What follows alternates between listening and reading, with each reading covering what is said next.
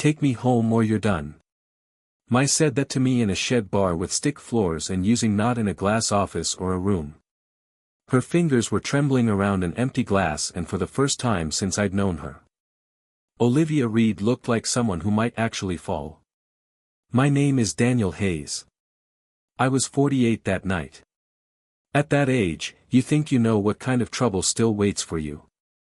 A bad knee. A worse doctor's report, maybe another bill you forgot.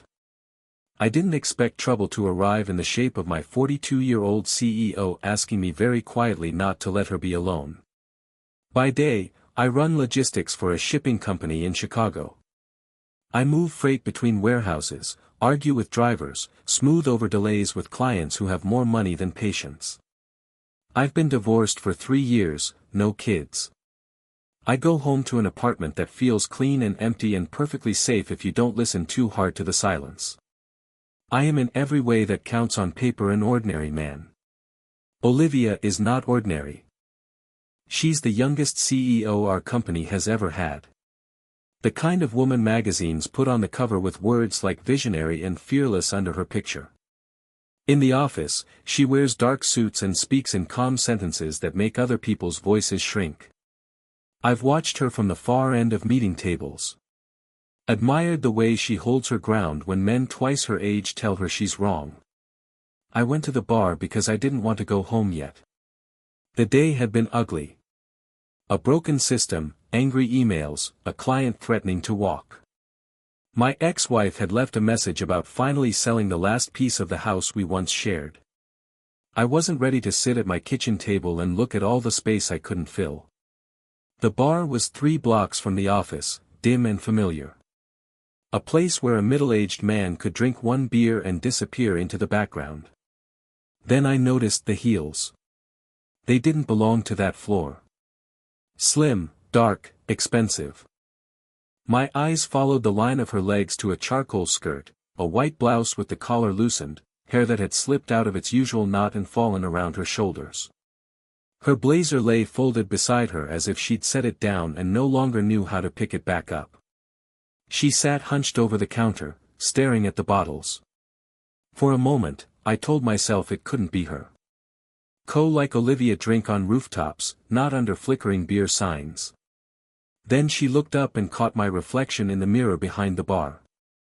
Daniel, she said, just my name, no title, no distance. There's an unwritten rule. When you see your boss outside work, you pretend you didn't. You nod maybe. You don't cross the room. You don't sit down. You definitely don't stay long enough to see the cracks. I crossed the room anyway and took the empty stool beside her. Up close, I could see what the office lights never showed. The smudge of mascara at the corner of her eye, the faint red mark along the bridge of her nose where her glasses usually rested. Her fingers circling the rim of her glass over and over. Restless as if they needed something to hold on to. I didn't know you came here, I said. My own voice sounded careful, too soft for a place like that. I don't, she answered. I just drove until our building disappeared in the mirror and stopped at the first door with lights still on. The bartender came over. The night air wrapped around us as we left the bar. Take me home or you're done. The words followed every step. Beside me, Clara walked in silence, heels tapping a soft rhythm. Her apartment was only a few blocks away. She refused a car, said she needed the walk. When we reached her building, she paused at the door, glanced back down the street, and only then let her shoulders drop. Come up, she said quietly. Inside, she turned on one lamp. Warm light filled a neat living room that felt more like a carefully arranged background than a home. She set her bag on the counter and kept her hands on it. You probably think I'm reckless, she said. Alone at a bar bringing one of my employees home. Reckless isn't the word I'd use, I replied. She turned, studying me. What would you use? Tired, I said. Cornered. A small, humorless smile touched her lips. That obvious to someone who spends his life watching numbers and faces. Yes. She walked to the window and stared out at the city. James is pushing for a vote, she said at last. He wants my job. James, the vice president. Polished, charming, always close to the board. What does he have? I asked. Whispers, half-truths, pictures taken out of context, she said. He's telling them I'm unstable, too emotional, too involved with my staff. She turned, leaning back against the glass. If they see me at a bar at midnight with one of my employees, she added. They won't ask what really happened. They'll just decide they know. In that moment, I understood the tremor in her hand. The quick looks toward the door. Someone wasn't waiting for her to fall. Someone was building the fall for her. Then why me? I asked. Why ask me to bring you home? She left the window and walked toward me slowly. Because you don't owe me anything, she said. You never tried to impress me. You never asked for favors. You just did your job and told me the truth. She stopped to step away. Up close, the perfect CEO had a faint smudge of mascara at the corner of one eye. I reached into my pocket, took out a clean handkerchief, and held it out. You missed a spot, I said. Her eyes softened. She took it, her fingers brushing against mine. She dabbed at her eye and exhaled. I didn't bring you here to drag you into this, she said. I just didn't want to sit here alone, waiting for the next hit. She gave the handkerchief back but didn't let go immediately. Her fingers stayed around mine for a second longer. An extra heartbeat we both felt. You're not dragging me, I said. I walked here on my own. Her shoulders eased. She stepped closer, close enough that I could feel her warmth. You should probably go soon, she whispered. For your sake. Do you want me to go? I asked. She closed her eyes briefly. When she opened them, the co was gone. Only the woman remained. No, she said. But that's exactly why you should. We stood there in the soft light, saying nothing. The city glowed outside the window. Then she did something simple that changed the air between us. She reached out and took my hand with both of hers, holding it gently. Just stay a little longer, she said. Not as my employee, just as someone real. I didn't make a speech or promise anything. I just squeezed her hand in return. Two people, no titles, standing in an apartment that finally felt honest. And somewhere inside, I knew the distance between my work and my heart had already begun to disappear. In that moment, nothing felt real. The next morning should have felt normal. Coffee, emails, numbers, meetings. But the second I stepped into the office, the air felt different. Thick, unsettled, like the whole building was holding its breath. People looked at me longer than usual, not openly, just enough to feel the weight of their eyes. A whisper here, a glance there. Something had shifted, and whatever it wasn't subtle. When I reached my desk, I saw it. Printed photo. Me and Clara standing outside the bar the night before. A grainy angled shot from across the street. It looked innocent. Two colleagues talking, but paired with the bold black marker scribbled across the corner. CEO's new favorite, it became something else. My stomach sank. Before I could even process it, Laura from accounting stopped beside me. Older woman, sharp eyes, always respectful. Be careful, she said under her breath. Someone wants trouble and not for you. She glanced around. For her. I folded the photo and slipped it into my drawer. Who? I asked quietly. Laura hesitated. James is stirring things. He's been meeting with board members all week. He wants her chair.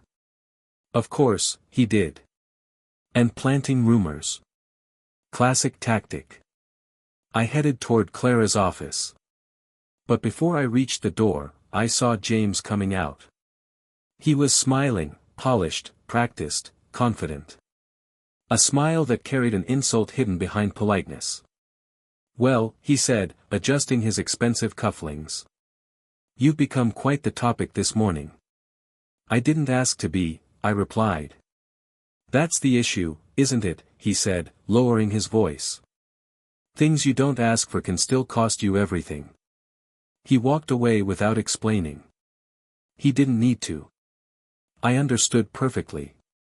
Inside her office, Clara stood with her back to me, arms crossed, staring out the window like the world outside was closing in. When she turned, I saw it. The tension in her jaw, the exhaustion behind her eyes. "You saw the picture," she said before I could speak. "I did." "I'm sorry," she whispered. "I never wanted you pulled into this." "You didn't pull me," I said. "Someone pushed." She walked closer, not the confident CEO stride she used in meetings. This was slower, heavy with worry. "The board wants explanations," she said. "James is pushing the narrative that I'm involved with an employee." She blinked hard. "With you?" The words hung between us. "What did you tell them?" I asked. "The truth," she said. "That you walked me home because I asked you to. Nothing more." She paused, then added in a softer voice. "Even if that isn't the whole story," something warm tightened in my chest. Not desire connection, but we weren't alone in the world. And the world around us was sharpening its knives. To protect me, she made a decision before I could respond. "I'm moving you to another department," she said quietly. "A better position. No direct reporting to me." Felt like a slap. "So this is where you step back?" "No," she said immediately. "This is where I make sure they can't destroy you to hurt me." I didn't know whether to be angry or grateful. Maybe both. "Clara," she shook her head. "Please let me do this." Later, after hours, when the hallway was empty and the office lights were low, I found myself walking back to her door. I didn't knock lightly. I knocked because I knew she'd pretend she didn't need anyone unless I forced myself in. She opened the door slowly. "You shouldn't be here," she murmured.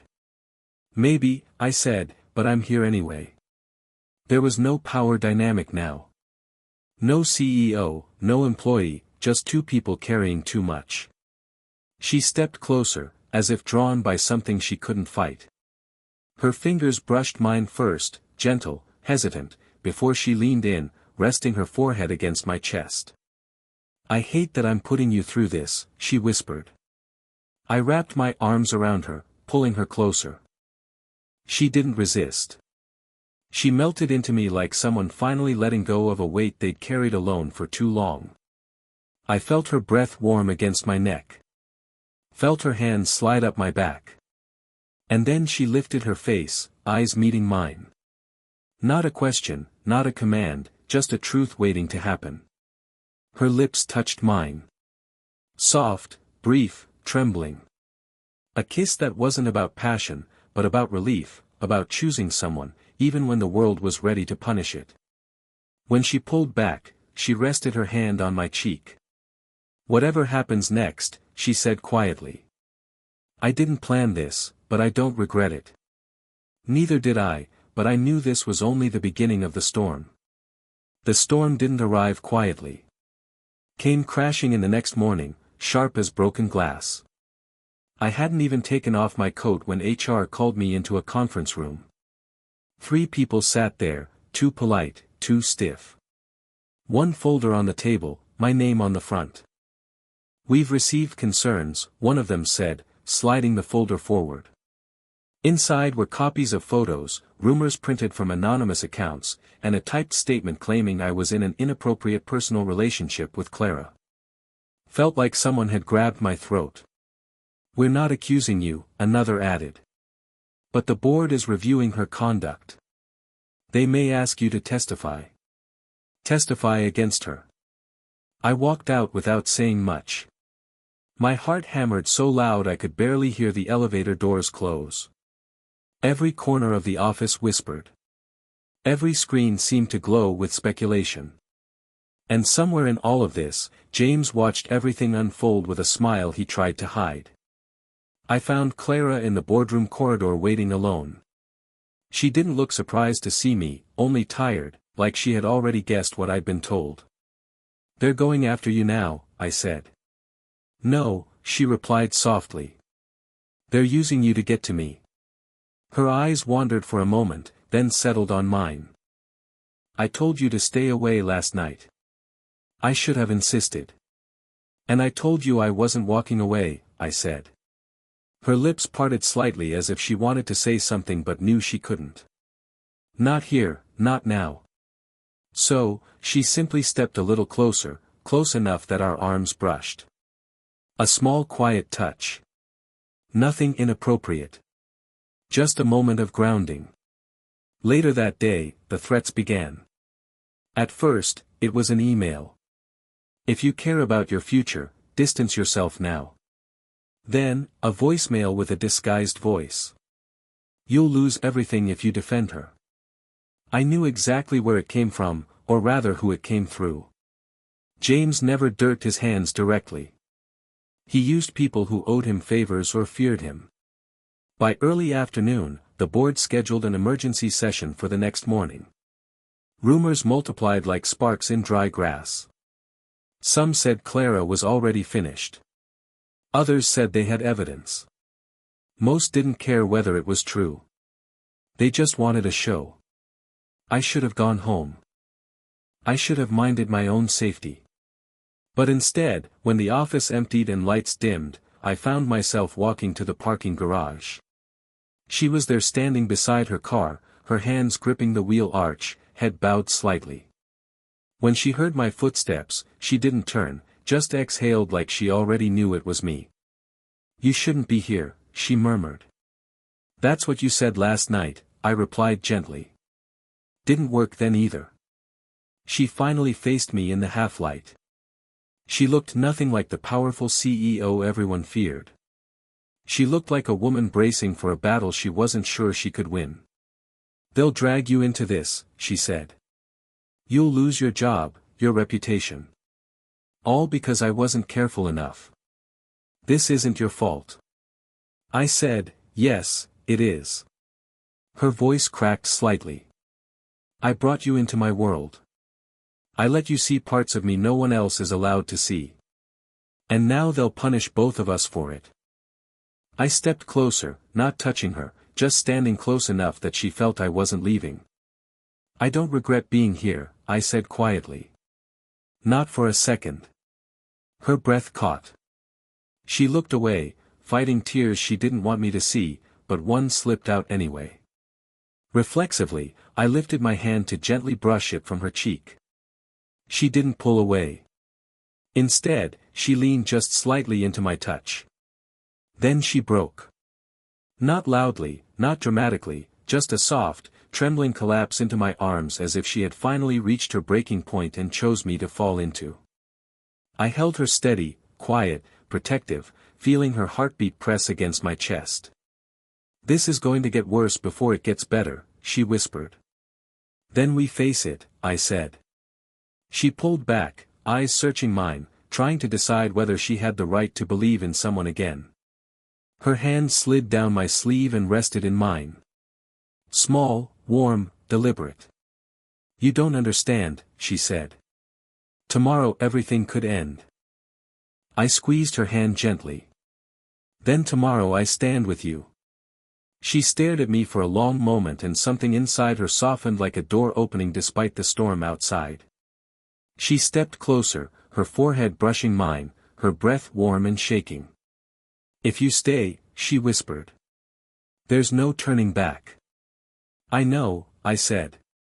She let out a shaky breath, then touched her lips to mine. A quiet searching kiss filled with fear, tenderness, and the unspoken hope that maybe somehow we weren't fighting alone anymore. Tomorrow the board would try to destroy her. But tonight, in the dim glow of the garage, she let herself believe in us. The boardroom felt colder than any winter morning. Long table, 12 chairs, polished wood, glass walls that let the entire company watch without hearing a word. Clara sat at the center, calm on the surface, but I could see the tension in her hands folded on the table. James sat across from her, leaning back like he'd already won. He offered me a polite smile as I entered, the kind that never touched his eyes. "Glad you could join us," he said. "We need full transparency today." I didn't respond. My focus was on Clara. She met my eyes only once, briefly. But that single glance held everything. Fear, gratitude, and something deeper that had grown between us long before either of us admitted it. The chairman cleared his throat. "We've received allegations regarding inappropriate conduct, misuse of authority, and potential conflict of interest, rumors, manipulation, lies crafted to look like truth." James stood. "I respect Clara's achievements," he began, pretending sincerity. "But leadership requires stability, boundaries, discipline. Recently, she's blurred those lines." He opened a folder dramatically, photos, printed emails, anonymous statements. The room murmured. I felt my fists tighten. Then I stood. "May I speak?" Silence. The chairman nodded. And for the first time since the storm began, I told them everything. Not the rumors, not the edited truth, but the real one. How I walked her home because she didn't feel safe.